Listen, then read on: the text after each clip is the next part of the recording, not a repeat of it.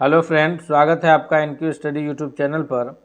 हम लोग आज लेकर के आए हैं बिहार स्पेशल जीके का जो सीरीज चल रहा है उसमें आज यह तीसरा सेट है। यानी आज जो क्वेश्चन हम लोग 50 क्वेश्चन करेंगे तो इस तरह यह हमारे 101 से 150 तक के प्रश्न कवर होंगे। हमने यह टारगेट रखा है कि हम लोग बिहार स्पेशल 500 महत्वपूर्ण प्रश्नों को करेंगे।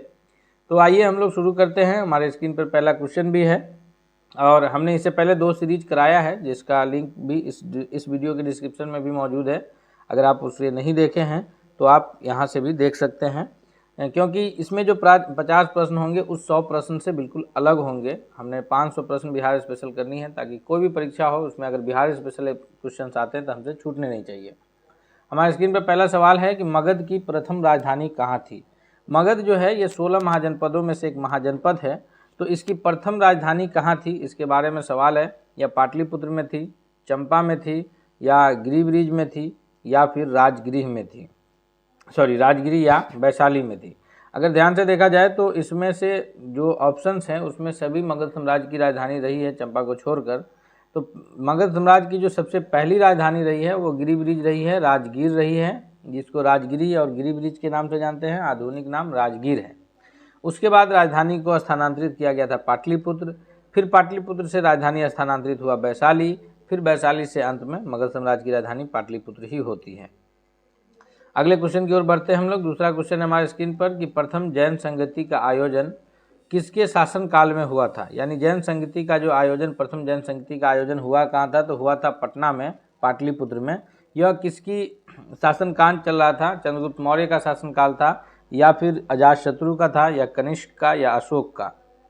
तो इसका जो सबसे सही उत्तर होगा कि जब प्रथम जैन संगति का आयोजन हुआ था उस वक्त जो है वह चंद्रगुप्त मौर्य का शासन चल रहा था। चंद्रगुप्त मौर्य जो है यह मगध साम्राज्य में मौर्य वंश के संस्थापक हैं और मौर्य वंश के ही राजा हैं अशोक। लेकिन चंद्रगुप्त मौर्य जो हैं वो मौर्य वंश के संस्थापक हैं और ये जैन धर्म से जो है ये जैन धर्मावलंबी थे और इन्होंने जैन धर्म का पूरी तरह से पालन किया है। तो इन्हीं की शासनकाल में प्रथम जैन संगति का आयोजन पाटलिपुत्र में हुआ था। अगले क्वेश्चन की ओर बढ़ते हैं हम लोग। हम उम्मीद करते हैं कि यह वीडियो आपको बहुत पसंद आएगा, तो हम आपसे रिक्वेस्ट करेंगे कि इस वीडियो को आप लाइक कीजिए, दोस्तों के बीच भी शेयर कीजिए, तथा अगर आप चैनल पर नए हैं तो चैनल को भी जरूर सब्सक्राइब कीजिए। तीसरा क्वेश्चन क्या है कि गौतम बुद्ध को किस नदी के किनारे ज्ञान की प्राप्ति हुई। गौतम बुद्ध का जन्म जो है वह लुम्बिनी वन में हुआ था, नेपाल के, और वहाँ से आप गया आ गए थे और गया में आपको बिहार के गया में ज्ञान की प्राप्ति हुई। वह कौन सी नदी के तट पर ज्ञान की प्राप्ति हुई थी। गंगा नदी के तट पर, निरंजना नदी के तट पर, गंडक नदी के तट पर, या फिर सोन नदी के तट पर। तो इसका जो सबसे सही उत्तर है वो ऑप्शन नंबर बी है कि गौतम बुद्ध को जो ज्ञान की प्राप्ति हुई है वह निरंजना नदी के तट पर ज्ञान की प्राप्ति हुई है। नेक्स्ट क्वेश्चन है हमारे स्क्रीन पर कि महाभारत तथा पुराणों के अनुसार मगध का सर्वप्रथम राजवंश कौन था। मगध साम्राज्य में अनेक राजवंशों ने शासन किए हैं। सबसे पहले वैसे लिखित इतिहास में जो है जो इतिहासकार मानते हैं उसमें हर्यक वंश के बाद शिशुनाग वंश के बाद नंद वंश, और नंद वंश के बाद जो संस्थापक आता है वह मौर्य वंश की स्थापना करते हैं चंद्रगुप्त मौर्य के द्वारा। और चंद्रगुप्त मौर्य के बाद फिर शुंग वंश, कण्व वंश, ये सभी मगध साम्राज्य में अलग अलग वंश का शासन रहता है। लेकिन महाभारत और पुराण के अनुसार जो सबसे सर्वप्रथम राजवंश माना गया है वह बृहदत्त वंश को माना गया है। Option number A correct answer होगा। लेकिन ऐसे अगर देखा जाए तो एक में हर्यक वंश है, 2 में शिशुनाग वंश है। हर्यक वंश की स्थापना बिंबिसार ने किया। दूसरा में शिशुनाग वंश है जो शिशुनाग ने किया है। तीसरा में नंद वंश है। तो और इसके बाद जो है मौर्य वंश है, फिर शुंग वंश है, फिर कण्व वंश है। अगले क्वेश्चन की ओर बढ़ते हैं हम लोग। अगला क्वेश्चन है कि मगध साम्राज्य के वास्तविक संस्थापक कौन थे। बृहदत्त तथा जरासंध, या फिर महापद्मनंद, या फिर बिंबिसार, या शिशुनाग। तो अगर देखा जाए तो बृहदत्त वंश के संस्थापक के रूप में बृहदत्त को जाना जाता है, नंद वंश के संस्थापक के रूप में महापद्मनंद को जाना जाता है, और हर्यक वंश के संस्थापक के रूप में बिंबिसार को, तथा शिशुनाग वंश के संस्थापक के रूप में शिशुनाग को जाना जाता है। इस प्रकार अगर हम लोग ध्यान से देखें तो इसका जो सबसे करेक्ट आंसर होगा 5वां नंबर क्वेश्चन का कि वो ऑप्शन नंबर सी हो जाएगा कि बिंबिसार। चूँकि हर्यक वंश का जो शासन रहा है वो मगध साम्राज्य में वास्तविक शासन व्यवस्था जो है हर्यक वंश से शुरू होता है, और हर्यक वंश के संस्थापक कौन है, बिंबिसार है, याद रखेंगे। बृहदत्त वंश के बृहदत्त जरासंध है, नंद वंश के संस्थापक महापद्म नंद है, हर्यक वंश के संस्थापक बिंबिसार है और शिशुनाग के संस्थापक शिशुनाग है। अगले क्वेश्चन की ओर बढ़ते हैं हम लोग। नेक्स्ट क्वेश्चन कौन सा है, तो अगला प्रश्न है हमारे स्क्रीन पर कि बिंबिसार ने बृहदत्त को पराजित कर कौन सा राज्य जीता था। बिंबिसार ने बृहदत्त को पराजित करके कौन सा राज्य जीता था, वह था अंग, कौशल, वज्जी या फिर अवंती। तो छठा नंबर प्रश्न का सबसे करेक्ट आंसर होगा कि बिंबिसार ने बृहदत्त को पराजित करके जो राज्य जीता था वह था अंग महाजनपद। ऑप्शन नंबर ए जो है वह सबसे सही उत्तर के रूप में जाना जाएगा। नेक्स्ट क्वेश्चन है कि अजात शत्रु ने किस राज्य के साथ युद्ध में पहली बार जो है रथ, मूसल और महाशिलाकंटक जैसे हथियारों का प्रयोग किया था। यानी अजातशत्रु किस वंश का शासक है, तो अजातशत्रु जो है यह हर्यक वंश का शासक है, मगध साम्राज्य के हर्यक वंश का शासक है। बिंबिसार का पुत्र है, बिंबिसार के हत्या करके इन्होंने शासन शुरू किया था। बिंबिसार के पुत्र अजातशत्रु हर्यक वंश के शासक है। इन्होंने सबसे पहले जो है वो रथ, मूसल और महाशिलाकंटक जैसे हथियार का प्रयोग किया है। यह हथियार का प्रयोग इन्होंने किसके विरुद्ध किया है, तो इसका जो सबसे करेक्ट आंसर होगा ऑप्शन नंबर ए कि इन सारे हथियारों का प्रयोग जो है अजातशत्रु ने अंग महाजनपद के विरुद्ध किया है। अगला क्वेश्चन है कि हर्यक वंश का अंतिम शासक कौन था, यानी हर्यक वंश में किसके बाद जो है फिर उसे पराजित करके शिशुनाग वंश की स्थापना की जाती है। हर्यक वंश के बाद मगध साम्राज्य में किसकी स्थापना होती है, तो शिशुनाग वंश की होती है। आठवां नंबर क्वेश्चन का जो सबसे करेक्ट आंसर है ऑप्शन नंबर सी होगा कि नाग दशक जो है हर्यक वंश का अंतिम शासक है और बिंबिसार जो है उसका संस्थापक है। तो हम लोग ये कह सकते हैं कि बिंबिसार उसका प्रथम है और अंतिम कौन है, नाग दशक। ऑप्शन नंबर सी जो है वो। अब हम लोग चलते हैं 9वां नंबर क्वेश्चन की ओर। 9वां नंबर क्वेश्चन क्या कह रहा है कि हर्यक वंश के उपरांत मगध पर किस वंश की सत्ता स्थापित हुई थी।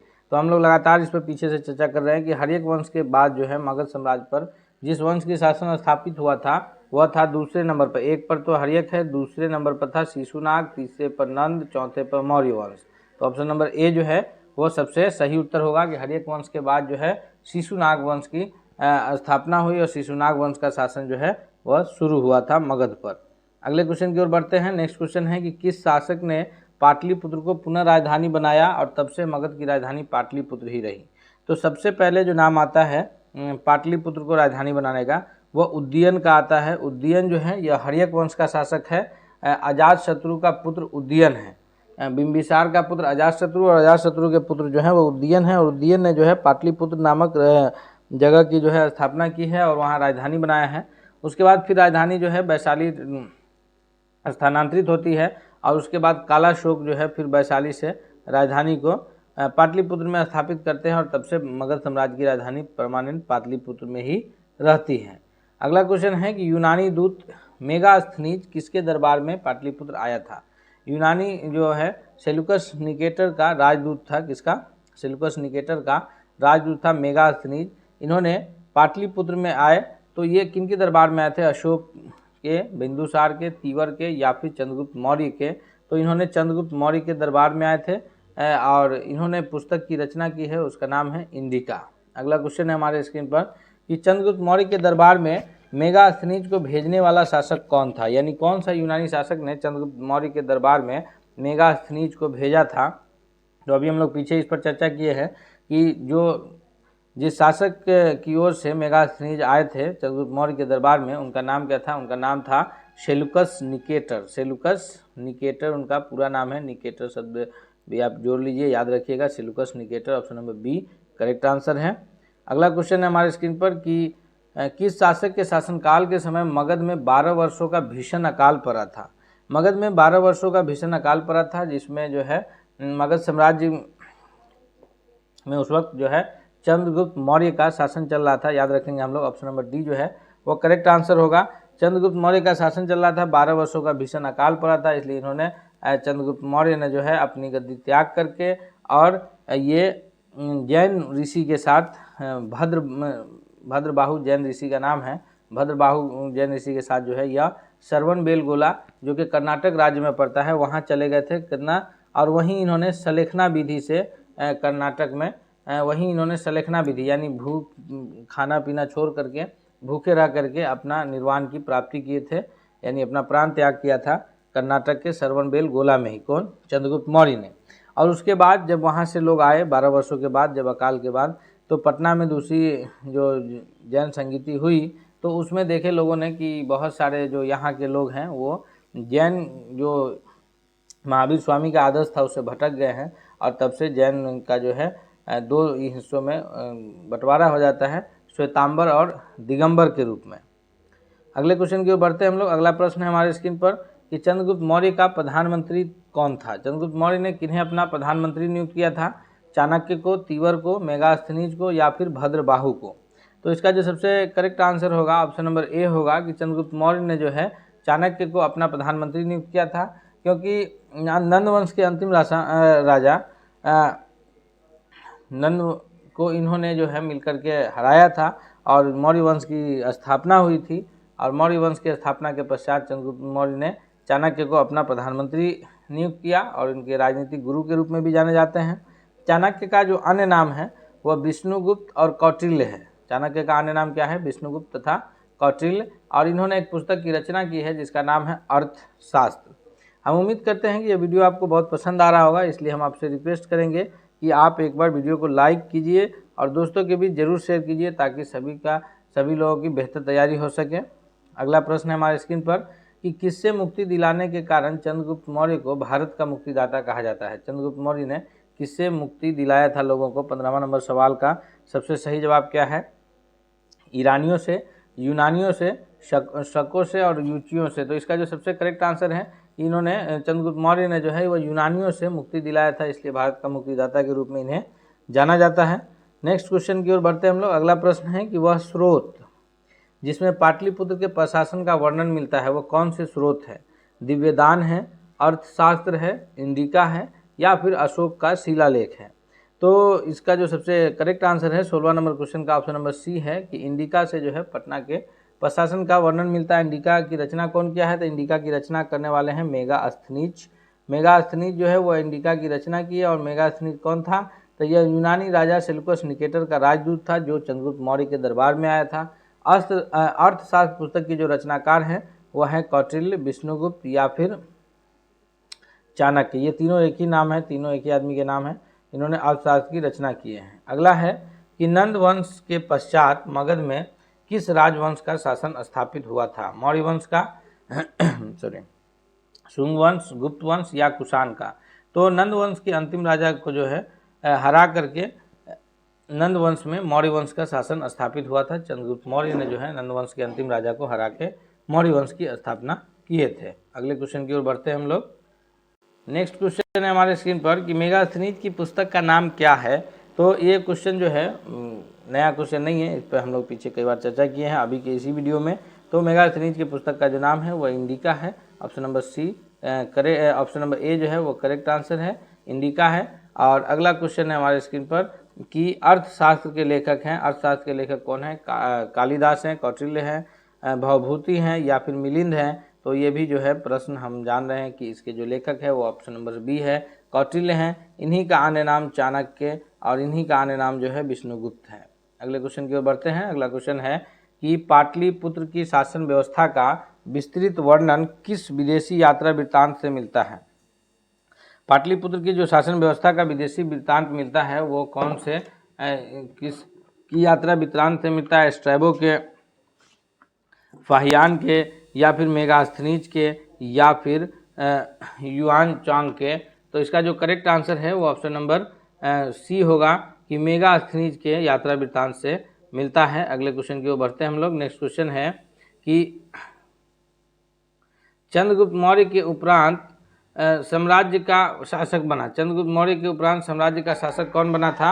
अशोक बना था, बिंबिसार बना था या बिंदुसार या तीवर? तो मौर्य वंश में चंद्रगुप्त मौर्य के बाद जो मौर्य साम्राज्य का शासक बना वो था बिंदुसार, और बिंदुसार के बाद जो शासक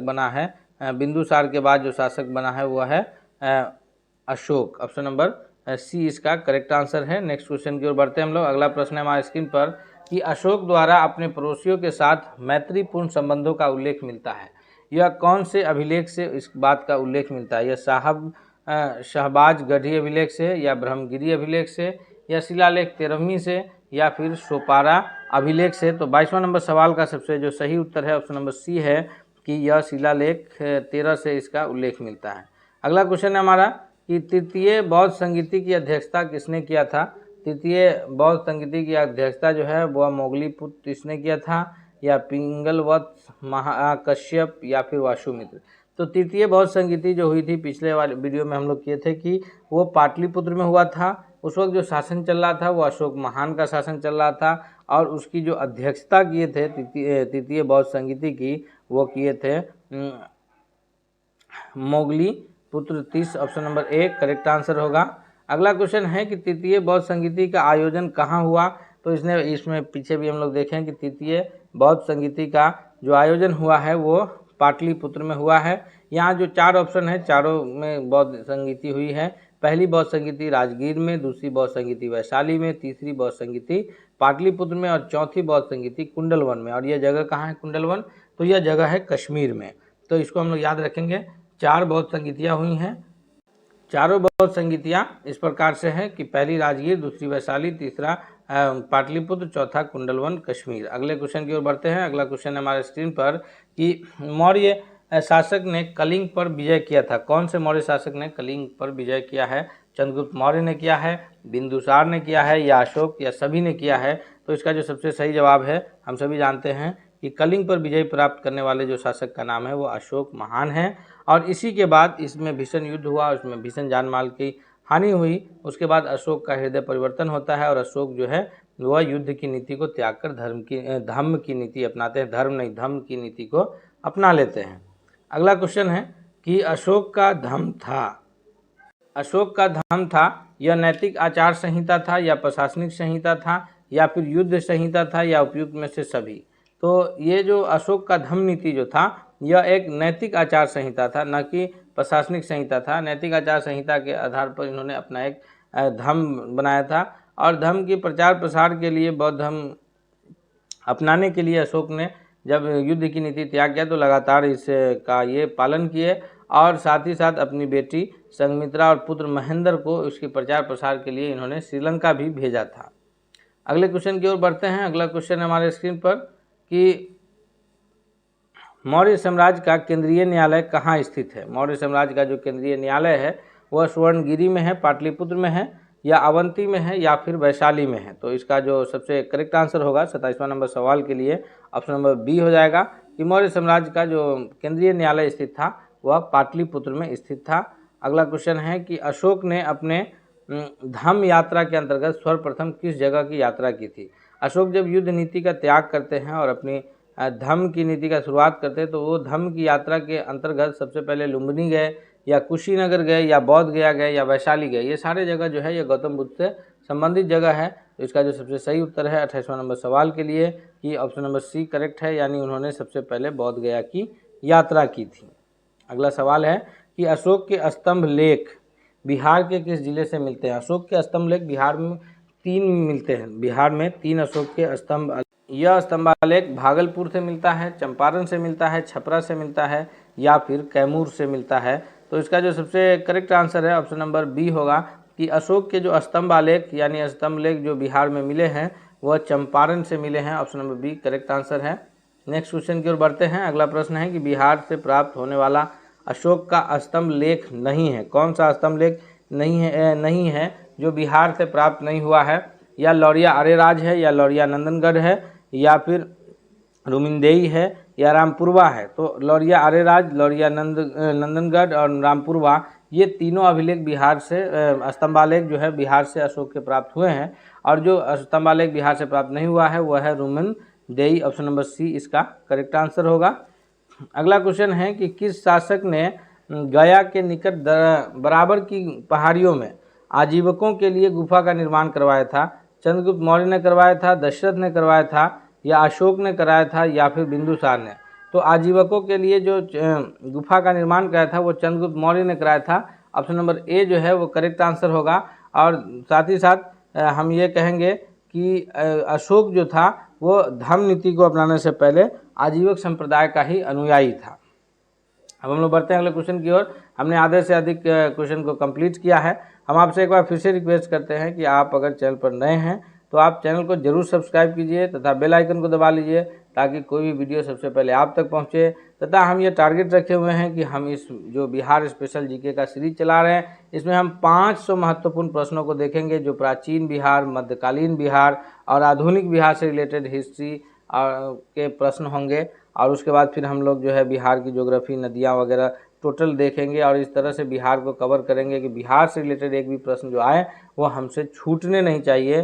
बिहार का एक एक क्वेश्चन, चाहे वो एसएससी, बीएसएससी हो या फिर बीपीएससी एग्ज़ाम्स ले या बीपीएससी में टीआरई का एग्ज़ाम हो, कहीं से भी बिहार के क्वेश्चन आए तो हमसे छूटने नहीं चाहिए। 32वां नंबर सवाल है कि गया के समीप नागार्जुनी की पहाड़ी के समीप गोपी गुफा का निर्माण किसने करवाया था? तो ये निर्माण करवाने वाले अशोक थे, चंद्रगुप्त थे या बिंदुसार थे या दशरथ थे? तो इसका जो सबसे सही जवाब होगा ऑप्शन नंबर डी होगा कि निर्माण कराने वाले दशरथ थे। अगला क्वेश्चन है कि बिहार के किस स्थान से मौर्य काल में बने जैन तीर्थों की प्रतिमा प्राप्त हुई है? सोनपुर से, लोहानीपुर से, बसाठ से या फिर भागलपुर से? तो ये जो प्राप्त हुए हैं मौर्य काल के बनी जैन तीर्थों की प्रतिमा, वो लोहानीपुर जो कि जगह पटना में स्थित है, वहाँ से प्राप्त हुई है। यूनानी दूत डिमोलिक्स का आगमन मगध के किस शासन काल के दरबार में हुआ था? यानी किस शासक के दरबार में जो है यूनानी दूत डिमोलिक्स आए थे? तो इसका जो सबसे करेक्ट आंसर है वो चंद्रगुप्त मौर्य है, बिंदुसार है, अशोक या फिर बृहदत्त है। तो सबसे जो सही जवाब होगा ऑप्शन नंबर बी होगा कि बिंदुसार है।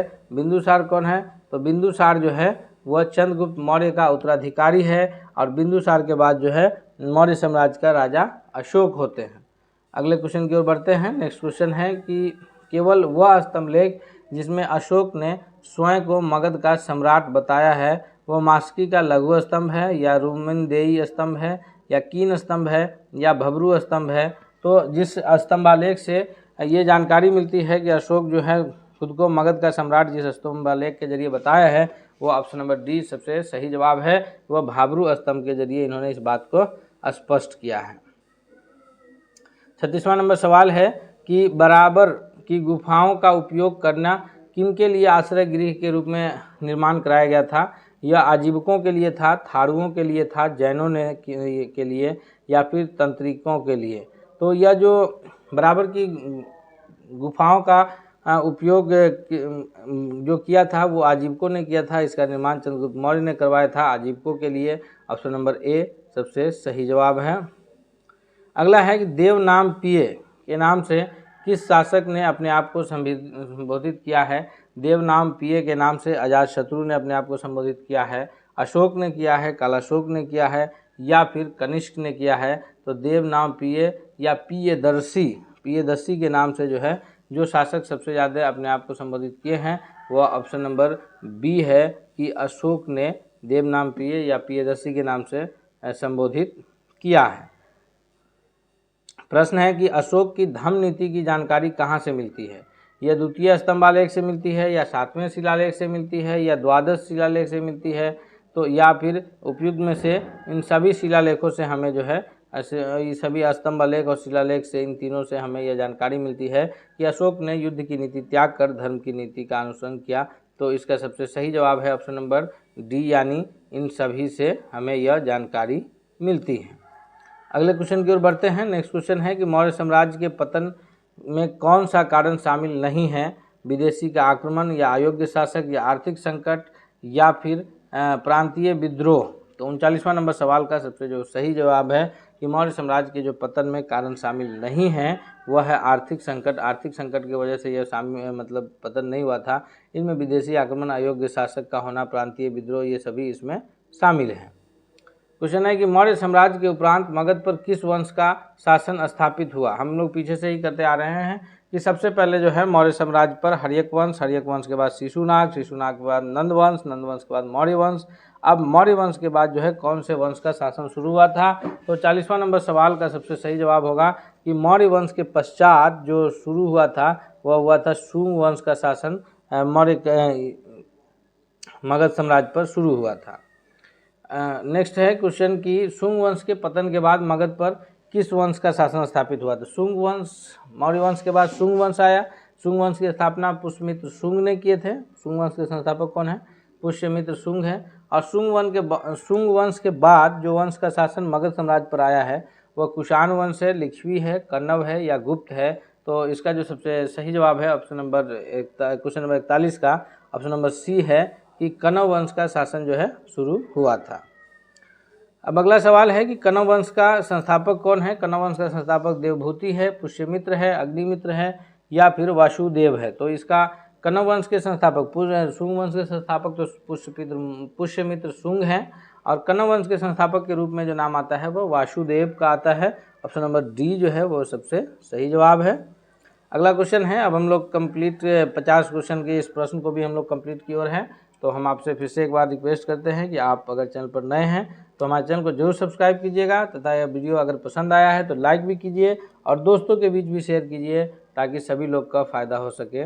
43वां नंबर सवाल है कि कण्व वंश की सत्ता समाप्त हुई थी, आंध्र सातवाहनों ने किया था या फिर गुप्तों ने किया या कुषाणों ने किया या उपयुक्त में से किसी ने नहीं किया।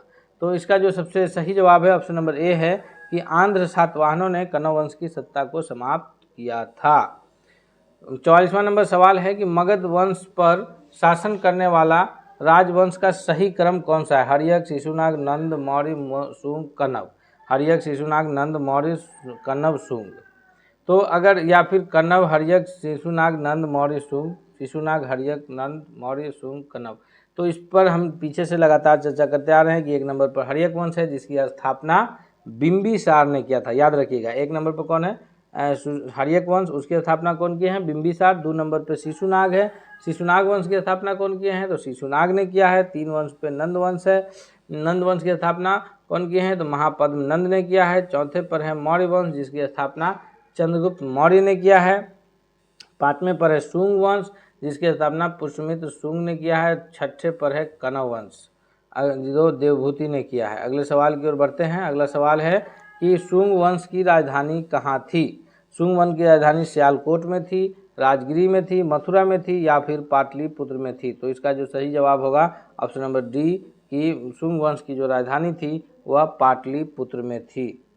जी, अगले सवाल की ओर बढ़ते हैं। अगला सवाल है कि बिहार में गुप्त शक्तियों के संगठन का श्रेय किसको जाता है। गुप्त वंश का जो शासन चला है उसमें गुप्त शक्तियों को जो संगठन करने का कार्य किया है वो चंद्रगुप्त प्रथम ने किया है, चंद्रगुप्त द्वितीय ने या समुद्रगुप्त ने या फिर कुमारगुप्त ने। तो इसका जो सबसे सही जवाब है कि चंद्रगुप्त द्वितीय ने किया है। ऑप्शन नंबर बी जो है वो करेक्ट आंसर है। अगला है गुप्त साम्राज्य की प्रथम राजधानी कहाँ थी। गुप्त साम्राज्य की जो प्रथम राजधानी है वह पाटलिपुत्र में है, इलाहाबाद में है, दिल्ली में है या फिर कन्नौज में है। तो गुप्त साम्राज्य की जो प्रथम राजधानी है वो पाटलिपुत्र में है। ऑप्शन नंबर ए सबसे सही जवाब है। अब हम लोग 48वां नंबर प्रश्न पर हैं कि नालंदा विश्वविद्यालय की स्थापना का युग है, यानी किसके शासनकाल में नालंदा विश्वविद्यालय की स्थापना हुई है। और मौर्यों का शासनकाल था या कुषाणों का शासनकाल था, गुप्त का या फिर पाल का। तो इसका जो सबसे सही जवाब है ऑप्शन नंबर सी है कि गुप्त के शासनकाल में नालंदा विश्वविद्यालय की स्थापना हुई थी। और नालंदा विश्वविद्यालय को जो है नुकसान पहुंचाया था किसने, तो बख्तियार खिलजी ने। अगले सवाल की ओर बढ़ते हैं हम लोग। अगला सवाल है, ये हमारा सेकेंड लास्ट प्रश्न है आज के इस तीसरा पार्ट का, कि नालंदा विश्वविद्यालय का संस्थापक कौन है। चंद्रगुप्त विक्रमादित्य है, रामगुप्त है, स्कंदगुप्त है या फिर कुमारगुप्त है। तो इसका सबसे सही जवाब हम सभी जानते हैं कि यह कुमारगुप्त है। ऑप्शन नंबर डी जो है वह करेक्ट आंसर है। नंदवंश के जो संस्थापक है वह कुमारगुप्त है। अब आज के इस प्रश्न का इस सीरीज का अंतिम प्रश्न है कि बोध गया में महाबोधि मंदिर की स्थापना किसने की थी। मौर्य काल में हुआ था, पाल काल में, गुप्त काल में या हर्यक वंश में। तो इसका जो सबसे सही जवाब है कि बोध गया में महाबोधि मंदिर का जो स्थापना हुआ है वो गुप्त काल में हुआ है। इस प्रकार आज हम लोग जो है यह तीसरा सेट कंप्लीट किए और हमारे 150 प्रश्न मुकम्मल हो गए। तो हम आपसे रिक्वेस्ट करते हैं कि आप हमारे चैनल पर अगर नए हैं तो ज़रूर चैनल को सब्सक्राइब कीजिए और यह वीडियो पसंद आया है तो लाइक कीजिए, दोस्तों के बीच शेयर भी कीजिए तथा साथ ही साथ अगर आपने पिछला 100 वीडियो नहीं देखा है तो उसका लिंक भी इसी वीडियो के डिस्क्रिप्शन में मौजूद है, आप वहां से जाकर के देख सकते हैं और अपनी तैयारी मुकम्मल कर सकते हैं। मिलते हैं तब तक अगले वीडियो के साथ, तब तक के लिए धन्यवाद।